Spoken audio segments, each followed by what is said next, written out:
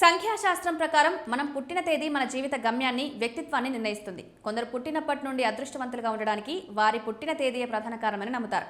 ముఖ్యంగా కొన్ని నిర్దిష్ట తేదీలో జన్మించిన వారికి ధనం, ప్రేమ విషయంలో తిరుగుండదని నిపుణులు చెప్తున్నారు. అదృష్టవంతులైన పుట్టిన తేదీలు 1, 10, 19, 28. ఈ తేదీల్లో పుట్టిన వారు సూర్యుని ప్రభావంతో ఉంటారు. వీరికి నాయకత్వ లక్షణాలు ఎక్కువ. సమాజంలో గౌరవం, ఉన్నత పదవులు సులభంగా లభిస్తాయి.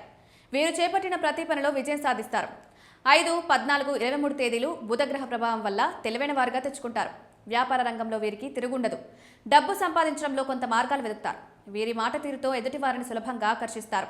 6, 15, 24 తేదీలు వీరు శుక్రుడి అనుగ్రహం పొందినవారు. వీరి జీవితంలో విలాసాలకు, ప్రేమకు కొరత ఉండదు. ఆకర్షణీయమైన రూపం కలిగి ఉంటారు.